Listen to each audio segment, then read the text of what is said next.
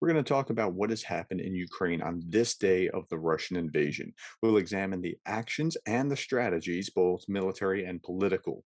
Now, if this is your first time watching, my name is Darren Gertis. I'm a professor who's built multiple leadership programs at Charleston Southern University. So we'll also view these events through the lens of leadership. And I also wrote a book about Zelensky called I Need Ammunition, Not a Ride, and you can find it on Amazon. Okay, so it is Monday, June 2022. It's day 117. Most of the news today is more political, geopolitical, economic than military. I'll start with the military. Russians captured Metaloyink. I don't know if I'm pronouncing that. It's this little town on the outskirts of Severodonetsk. And so it's just another way of squeezing the town. So they're slowly chipping away at Severodonetsk. Now, while that's being said, the UK Ministry of Defense had this really brilliant passage in their intelligence update where they were talking about what's going on. So they said Russia's Air Force has underperformed. Its failure to consistently deliver air power is likely one of the most important factors behind Russia's very limited campaign success. It cannot gain full air superiority and is operated in a risk averse style, rarely penetrating deep inside Ukrainian lines. And they said that this was despite that they had better equipment and better crews, but they have this culture that remains somewhat risk averse. And when they do things, they do things in a scripted way that's meant to impress the bosses rather than to actually win wars. And so that was what was going on there. And so that's been an ongoing theme with the Russian military. They have been, uh, yeah, they've not been able to use combined arms, air and artillery and ground troops and tanks as simultaneously to attack their enemies. And so they've been able to be held off a lot longer by the Ukrainians. The Russians reported that Ukrainians have fired missiles on Russian held gas rigs in the Black Seas. So it's actually Ukrainian gas rigs that the Russians hold, but the Russians are using it for reconnaissance. And so now that they have some missiles, hey, there's some targets.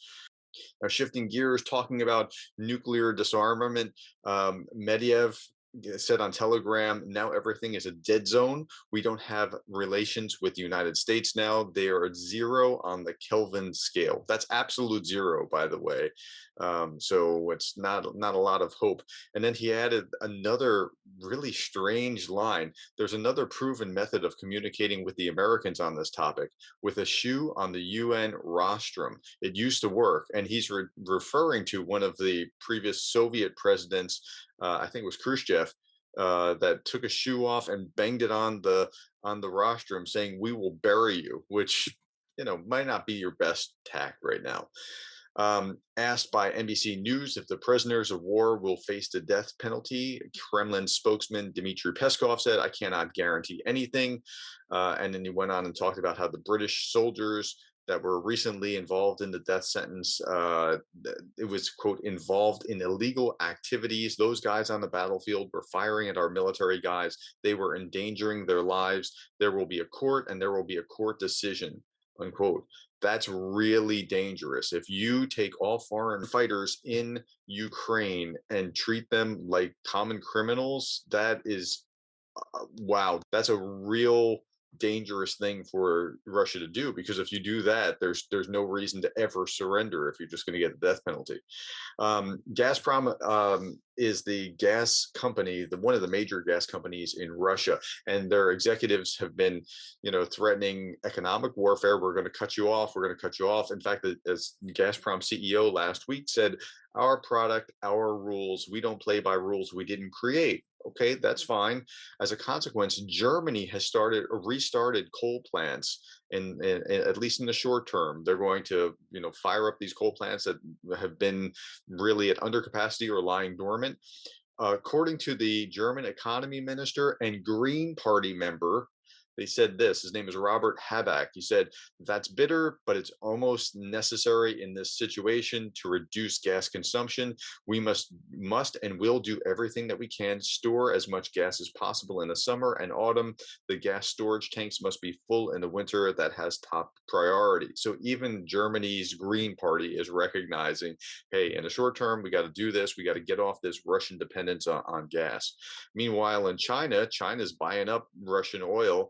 Russian oil imports rose 55% in May, surpassing shipments from Saudi Arabia. That's what's going on in China.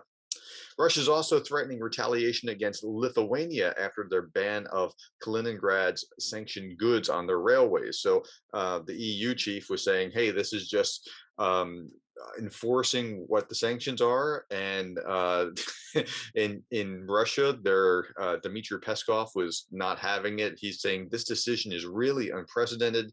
It's a violation of everything. We consider this illegal. The situation is more than serious. Now, the Lithuanians not only cut off rail, but they're cutting off gas from Russia to the other little part of Russia that's hanging out on the Baltic. So, hey, two can play at that same game, and they are. Noyova Gayetsa, I don't know if I'm pronouncing that right. It's a newspaper editor. Dmitry Muratov sold his Nobel Prize. He's got a Nobel Peace Prize. He sold his medal at auction for $103.5 million. The money's going to go to UNICEF and to it's going to be spent on displaced Ukrainian children. The previous high sale, by the way, for a Nobel Prize medal was less than 5 million. So good on him. He's raising a lot of money for a good cause. The city of Miami has begun. This is the last thing. The city of Miami has begun a gun buyback program. Now these things are terrible. They tend not to work at all, but they feel good. Oh, we're getting the guns off the streets. Well, they're going to go rob more or whatever. But a gun buyback program, they'll pay $50 for a firearm, $100 for a shotgun or rifle, $150 for a high-powered assault rifle. And it's a clever idea. The council is killing two birds with the same stone, and the guns will hopefully make it to Ukraine because it's called Guns for Ukraine. And the trick again, just like with the U.S. military, is how soon can we actually get the weapons there in order to have them be effective? Okay, that's it for today. Thanks for your time. Come back tomorrow. Hey, if this video was helpful, hit like to help others find it in YouTube's algorithm. Subscribe so that you can stay informed. And one more thing, if you are moved to contribute to the humanitarian aid for Ukraine, I have a link below for Samaritan's Purse. If you want to give, be sure to give only to reputable organizations. There's a lot of scammers out there. Thanks for your time.